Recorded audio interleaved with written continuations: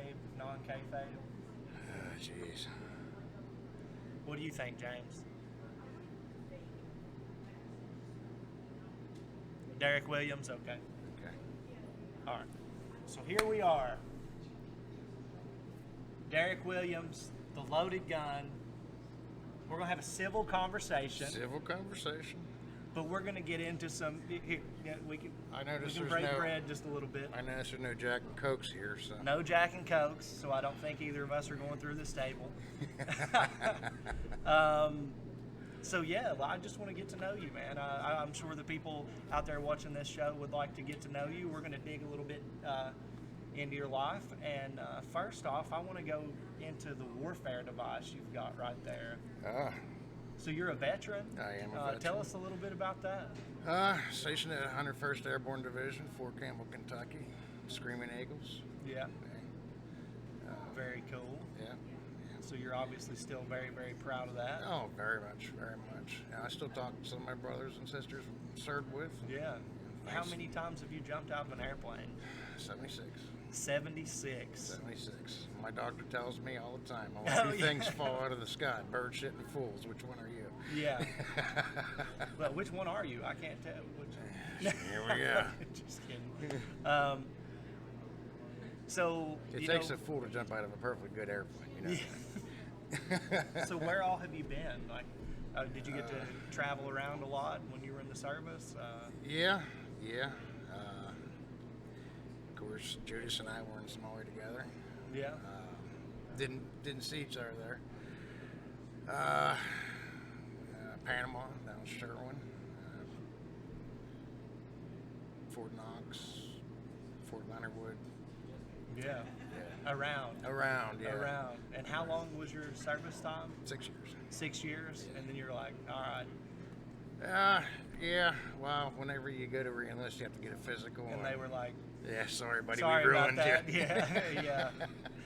We broke you. Yeah, there was a lot of, I was in the military as well, and I was in the medical area of that field, and we saw a lot of broken people that did not want to leave the service, but unfortunately they had to. You get guys now that lose a leg or an arm, and they're chomping at the bit to get back into the field with their boys. Right. It's not about. It's about the guy that you're to your left and to your right. Unfortunately. Yeah. Occasionally they'll find a job for them, like an office job or something that they can stay in. But when you're a door kicker, the only thing you want to do is kick doors. Yeah. But I feel for those guys. Yeah. And so, how has transitioning into professional wrestling and something that you obviously love helped you with your transition from the military into the civilian world? Well, growing up, there was only two things I ever wanted to be. I wanted to be a soldier and I wanted to be a wrestler. Yeah. I wanted to be G.I. Joe or Sergeant Slaughter on G.I. Joe. Yeah. Right. But as for the transition, it gives me a lot of things to talk about. Putting in the hard work, not quitting. Yeah. The no quit attitude is probably the biggest thing. Just in that feeling of camaraderie. Yeah. You miss that whenever you leave the service. Yeah. Because you're with your brothers and sisters every day, and you're part of something bigger than yourself. And when I came here, I found that again. I was part of something bigger than myself. That camaraderie. You're busting your ass, blood, sweat, tears, all that, literally. Yeah. And if you've never been in the service or been in a ring, it's kind of hard to describe that, because we can beat each other's asses and go for beers afterwards because we have a mutual respect. Right. Absolutely. Yeah. So, where did Derrick Williams, Sir Derrick Williams, where did that come from? The name Derrick Williams, when I was 15, we had a house fire, and my brother Derrick died in that fire. He was 7 years old. I'm sorry about that. I did not know about that. Well, every time I lace up my boots in they pronounce my name. I'm coming out and I'm paying homage to my little brother. Yeah, that's awesome. So that's where Derrick Williams came from. Right. And the Sir Derrick Williams, that came from Colonel De Beers. I don't know if you're old enough to know who he was. No, I don't know who that is. Colonel De Beers was very controversial. AWA. Well, he was a journeyman, definitely. But yeah, he was quite controversial. He did the South African gimmick. Oh yeah. Oh Yeah. no. Oh yeah. Like I said, controversial. Yeah. But he was a great heel. You know, he could talk people into the building just to watch people kick his ass. And that's. Is that something that you try to bring to the show whenever you're playing that heel character? Whenever you're the heel. Yeah. I want to make those people so mad that they're going to pay their money to come see me get my ass kicked. Yeah. Yeah. I feel like personally that's kind of something lost. Like people absolutely. are afraid of pushing it Afraid to of the getting point heat, of yeah. real heat.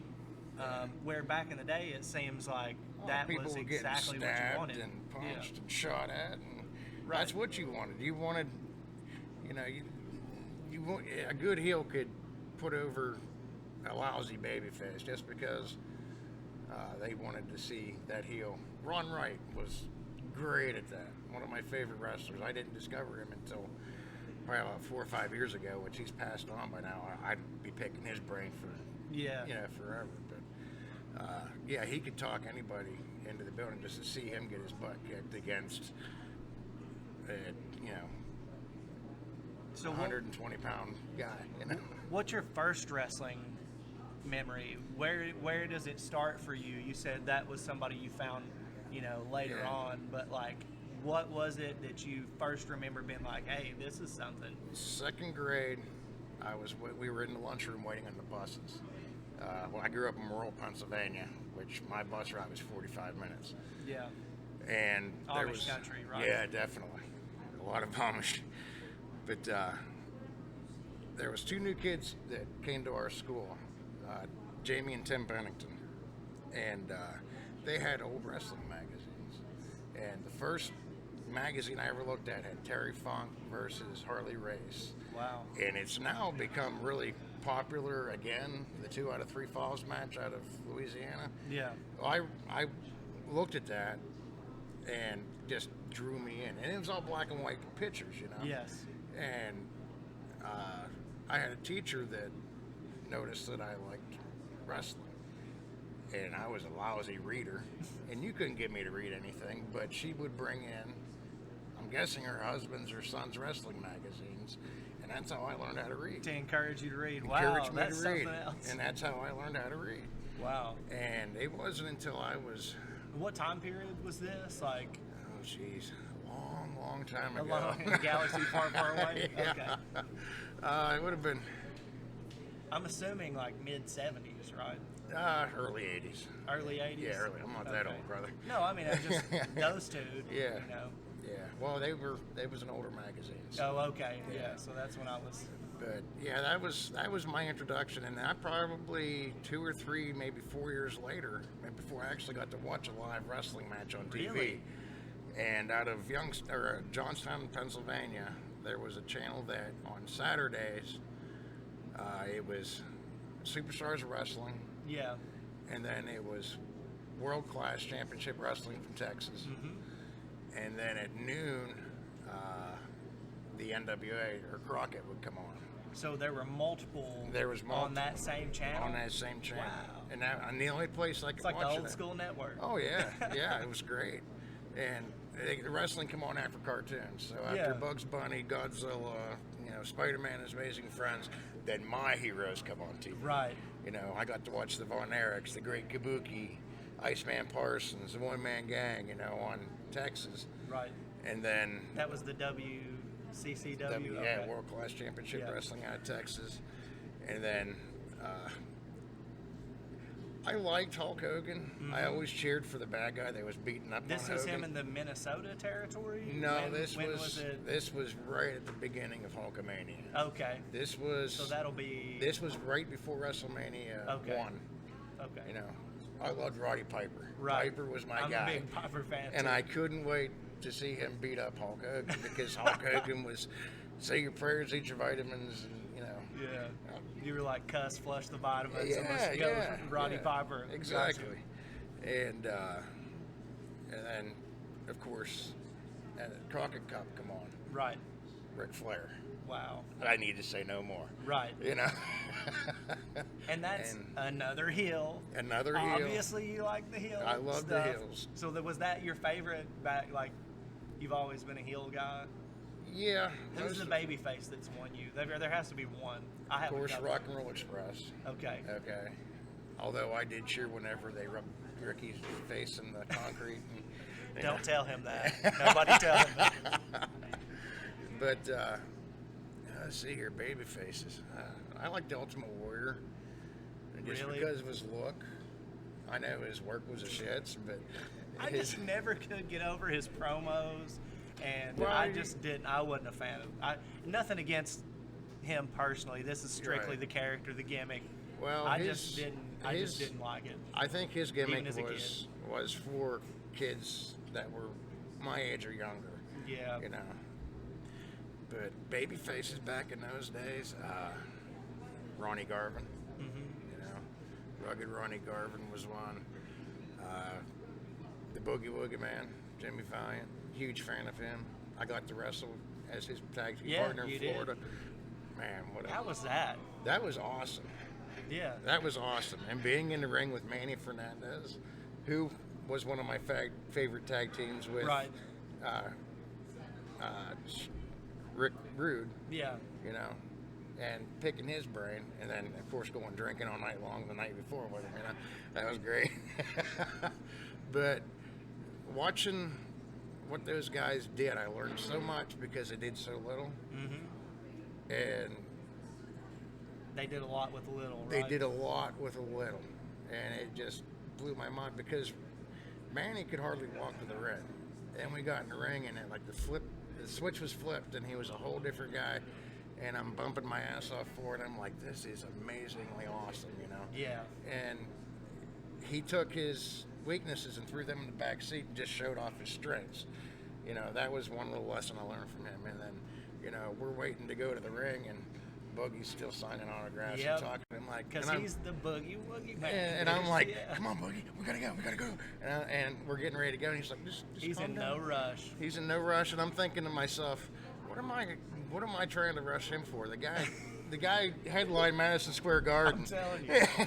Yeah, it's a surreal So experience. it just, yeah, definitely surreal. It just, you know, and yeah, we didn't call anything. Everything was called in the ring, old school style. Yep. Which I still try to do myself. Right. And it's tough.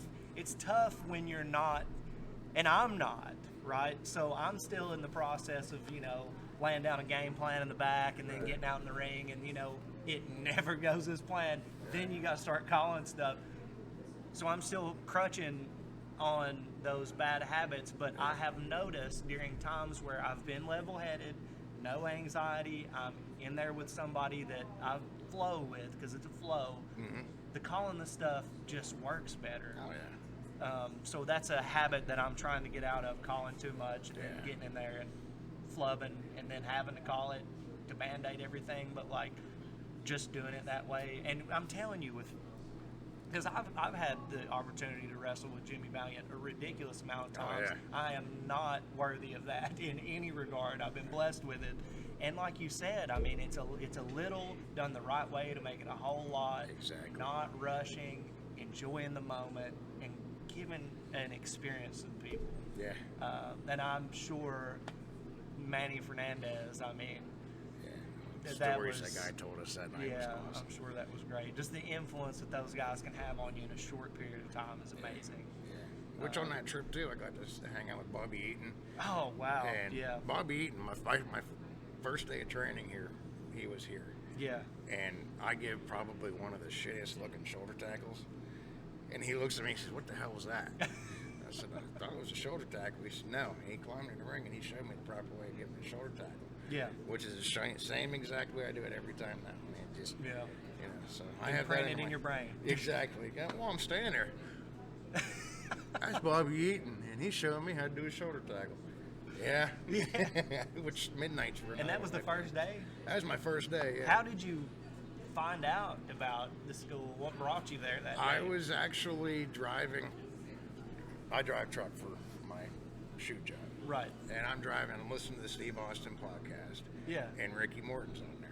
Yep, I heard the same one. And as soon as that podcast was over, I pulled into a rest area and I sent an email, so who I was, what I want, and within 10, 15 minutes, Jane Strange called me back.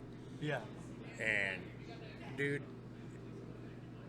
I was flying so high out of that cab of that truck that because that was on a Monday. Yes. Well, he told me to come Tuesday for a tryout. And I couldn't get home fast. Exactly. My heart's racing. I'm like, I'm actually going to get to do this because I've tried out for different things. Like when I was in the service, I tried out for USWA. Yeah. And I think they got mad because they couldn't blow me up because I was a soldier. Yeah. And they invited me back, but I couldn't get a release from my captain. He said, the Army trained you to be a soldier, not to be a wrestler. Same for me when I was in the service. They were letting people do MMA and shit. Yeah, and I was like, God, let me go train to be a professional wrestler. They're like, that would reflect poorly upon the Navy. Like, well, I'll be reflecting pretty poorly when I get out. What? Exactly. But, so you found out just on the Stone Cold podcast of the Steve Austin show, right? Yeah. I was listening to that same one. I heard Ricky Morton put the school over. Yeah. I was working at a pizza joint, and I told the people there, I want to try this out, so. Well, James told me to be here at, let's see here, when do they train on Tuesdays and Thursdays? He said now? 5 a.m., show up. He said 5 o'clock, it wasn't 5 a.m. I showed up at 4:30, of course. Yeah. And Ricky Morton pulled in right behind me. He says, hey, fella, they ain't gonna lock the door and I come in here. And this place is like a museum. There's pictures that I remember in wrestling magazines and seeing live on TV and things like that. And just people, if you ever get a chance to come here, if you don't want to train, just come look at the history. Appreciate what's here. It's the amazing. history that's on the wall is it really is. But my first experience here was I walked in and Ricky Morton let me in and we talked for a while and he asked me, why I wanted to be a wrestler. Yeah. Of course, I was like, my answer was, well, who doesn't? Who doesn't? Yeah. If you don't love wrestling, you're strange to me. Yeah. You're weird. I agree with that. But this place has blessed me so much that, I got to wrestle in front of my family. My family drove down from Pennsylvania to see me wrestle. What was that moment like when you were able to actually work in the ring finally, your family's showing up, here you are in this sanctuary of wrestling? What's that moment like for That you? was pretty awesome. Yeah. The best part was I got to wrestle in front of my son. If anything that they take away from this, I'm hoping it's never give up on your dreams. Yeah. Because I showed up here, I was 40 years old, 2 bad knees, bad hip, bad back. Every time I tried to get into wrestling, people said, no. And don't ever give up. Keep pushing forward. Because if you work hard enough, brother, you can get it. Yeah. Sometimes it takes an opportunity that somebody gives you, but if you put in that hard work prior and you're ready, and somebody says, let me give the kid a try. If you're ready, brother, you can live out your dream. Preparation and opportunity, that's luck. That's exactly. Right. Exactly. But just, I hope that my kids take that away, and I hope you guys take it too. Don't ever give up on your dreams, because if you don't give up and you keep pushing forward, eventually somebody's going to hear you or see you and say, give the kid a shot. Yeah. So. Yeah. Well, what is it like to be involved in the school, be involved in the wrestling lifestyle, and be on the road as much as you usually are? Well, How do you balance that? You marry a good woman. You marry a good woman? Okay. Well, behind every strong man, right? Exactly. That's like, our military spouses. Uh-huh. You got to marry your military spouse or a truck driver's wife. Yeah. They have to be, they rely on you for, a paycheck, for your love and all that other good stuff. But they have to be independent enough that if the hot water heater breaks and I'm in Texas or California, she has to be able to pick up, have enough sense to call the plumber. Right. She handle business at home. She has to be able to handle business at home. You know, that's probably the reason I've had the most success that I've had at home. Yeah. Is that, and I bring her with me, and she loves to cook, so she does. There you go. I'm sure you love to eat that cooking too. Yeah, definitely. Oh, that's cool. And so you and Judas are pretty close. Yeah, right. Judas and I. Like, not that we're all good friends here. I mean, really, we are. I don't have anybody that I deal with at the school that I don't really care about. And you two seem to be kind of more of a clique, though. And that camaraderie, do you think that's just shared experience coming together? I mean, yeah, shared experiences, shared love of the business. Yeah. You know, the EGC was his idea. Right. It was Judas's idea, and it was a great idea. Yeah. And then, you know, things happen. And things happen. But, yeah, Judas and I are pretty tight. Yeah. You know, he's spent, you know, we've had dinner at my house. He spent the night at my house. You know, we've spent a lot of time together, you know, car rides. Yeah. And he's a wealth of information, too. I pick his brain all the time. Oh, yeah. And if he doesn't know, he knows somebody that knows. You know? Right. So, let me get back to you on that. Yeah, you know? Judas is great. Yeah. What an asset to the team you both are. So how are you feeling with the roles changing up? You're getting, you know, in the GM position. You've been taking kind of a different role. How is that going? Are you okay with the transition? I know there's stuff keeping you out of the ring. Yeah. How's that going? At first it was, well, let me first say, switching from heel to babyface is wow. That blew my mind. You know, it's easier But to make you're good somebody. at it. You're doing good. Thank you. Yeah. It's easier to make somebody hate you than love you. You know, switching from in-ring talent to the GM position, I was just thankful that there was something for me to do, that I could stay here, be relevant, you know, contribute somehow. Yeah, and I thank all the powers that be that you know helped me get that, and I'm hoping I got a couple more appointments, and you might see my old decrepit ass back in that ring. Get that. Yeah, a little hard luck, brother. Well, that's cool, and that's good to hear. You know, I always think about what's going to happen whenever I can move like I can now in the ring, and when my body doesn't have the ability, because, I mean, that's inevitable for everybody. Yeah. Regardless of what Ricky Morton seems to prove to people every single night, that he can still go. Yeah. Not everybody is, you know, going to be able to do that, and God bless him for being able to. So I think about what's the position going to be for me in wrestling, because I can't ever see myself walking away from it now. Yeah, well, you do a great job commentating. Well, I appreciate that. You do a great job running your mouth. You're great at that. Oh, yeah. Makes two of us. But you've done a really good job switching, and you've had a little bit of some, for the light, there's the dark. Now stepping into the picture, we have Justin Klein. Yeah. How do you feel about the dynamic of having an adversary in that role as a babyface, having a heel to work off of? Batman had to have the Joker. Yeah. If Batman didn't have the Joker, nobody would care about Batman. Yeah.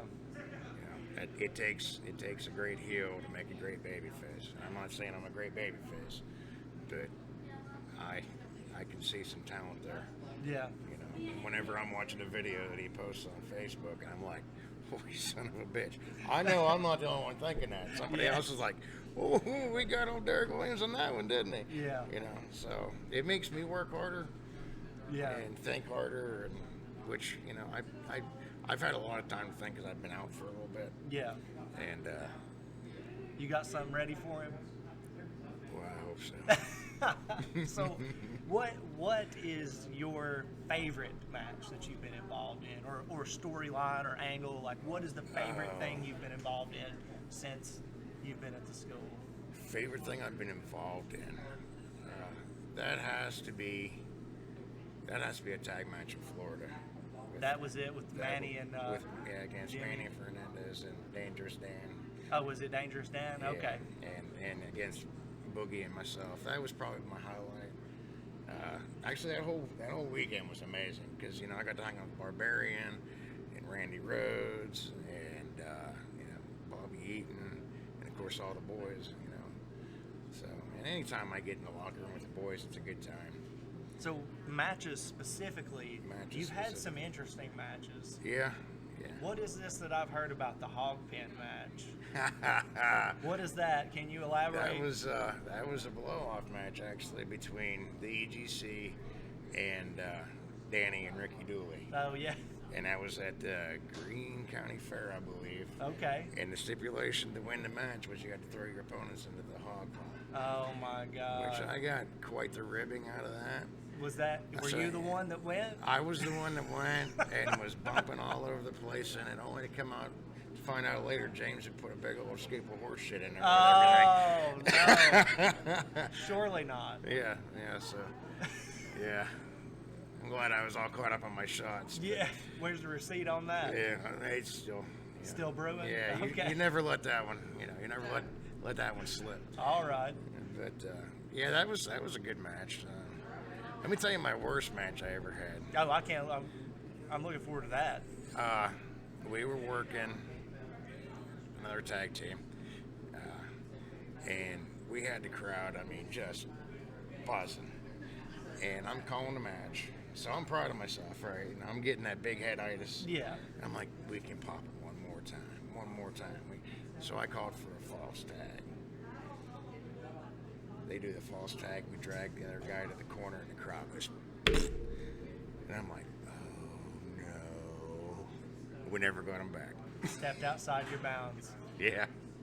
We had him all the way up Knew here. everything in the business. I knew everything in the business, and I'll tell you what, that's humbling whenever you can hear crickets. You can hear crickets, and you have them all the way up.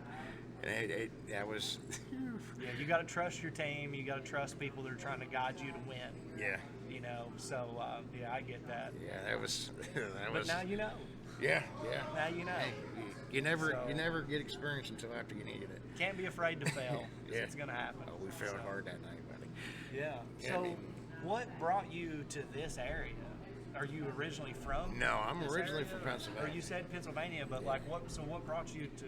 I come down here for training about 12 years ago for my job, and I topped that first hill into Kingsport off of I-26, and it just looks like Norman Rockwell painted it himself. Yeah. And I called my wife and I said, "You got to see this place." Just beautiful. Just beautiful. I was here for 2 weeks. Fell in love with the people, the area. Yeah. The cost of living is way cheaper. Yeah. So, and it wasn't a year later. I brought her down, and she was ready to pack up and come down that day. Yeah. But we found a house and moved down here. So, now I'm not trying to say you're lying, but it had nothing to do with the legacy of wrestling in the area. That wasn't on your mind at all. Actually, wrestling for me was New York, Texas, and the Carolinas. Okay, so you weren't familiar with... I wasn't familiar with everybody in East Tennessee being a wrestler. NWA and then Smoky Mountain, Well, once I got down here, I learned about Ron Wright. And, Ron Fuller. Right. And Knoxville Wrestling and, the Freedom Hall in Johnson City. I picked up that just by talking to guys locally here. But yeah, Tennessee was never really on my radar for wrestling. Okay. It was always the Carolinas, Florida Championship Wrestling, Texas, and of course New York and a little bit of the AWA of Minnesota. I got to see that on ESPN too, but it just wasn't nearly as intriguing as. So, what do you see SOM being in the future? Oh, man, down the road, where are we going in your mind? The sky's the limit for this place. We have great leadership here that has great, they have great vision.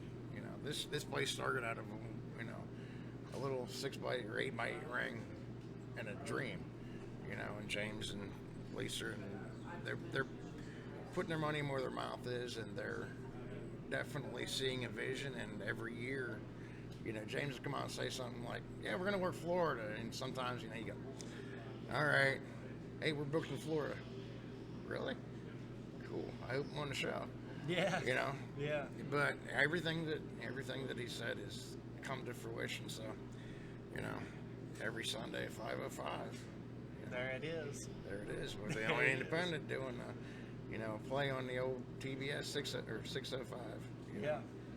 Playing a little homage, and that was one of his visions, and it's come to fruition. So. Yeah. So a big change since when you first started. Oh yeah, we run one show a month.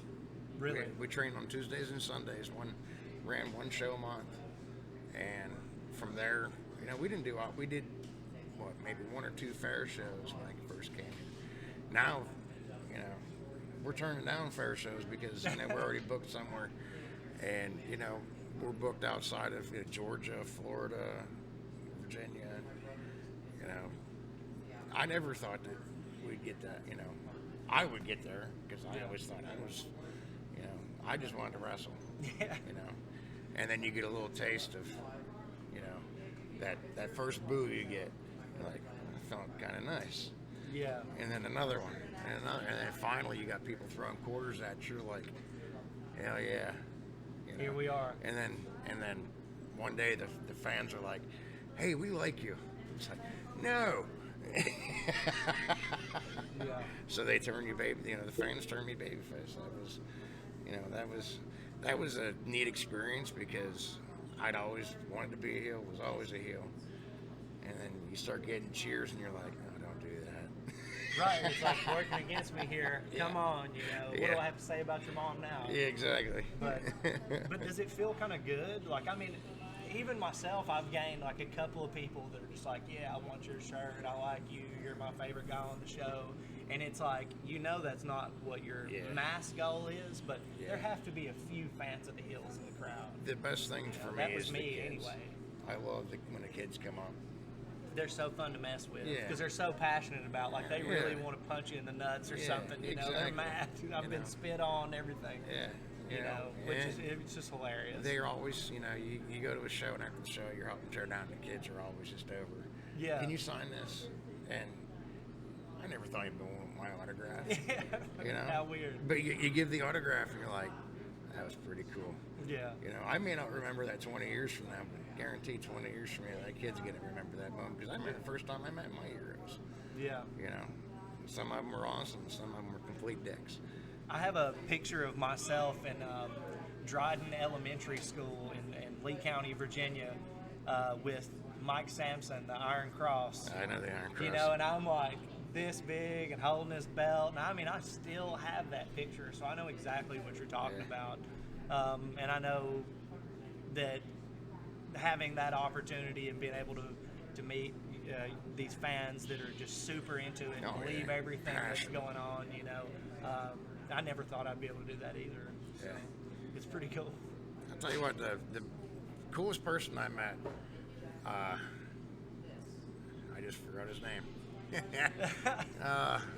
Damn, this is embarrassing. McFly? Yeah, McFly. ECW wrestler. There's a lot of them. I know. Shit, I can't remember his name now. Anyhow, it'll come to me. Anyhow, I was laid over in Minnesota, and ECW come through there.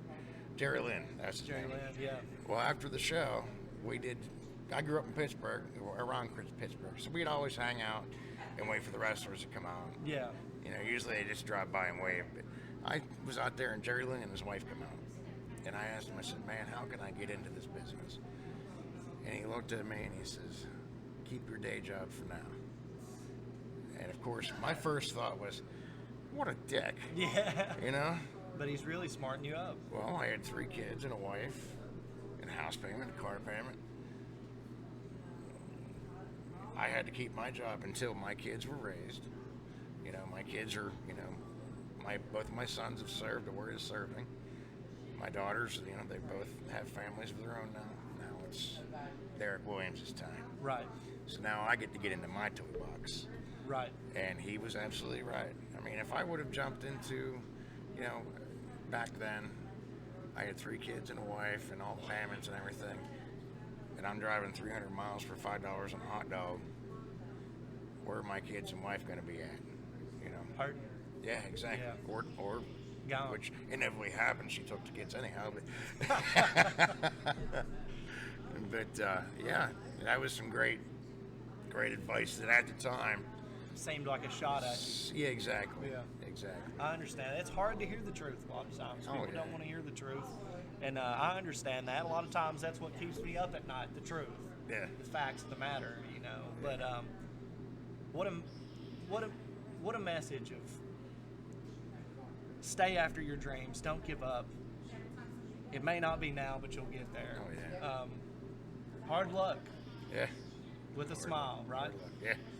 Exactly. Derrick Williams, thank you so much. Thank you, brother. Ladies and gentlemen, Derrick Williams, The Loaded Gun, Chad Bartlett. This was SOM Live Podcast. Thank you for tuning in, and we will catch you next time.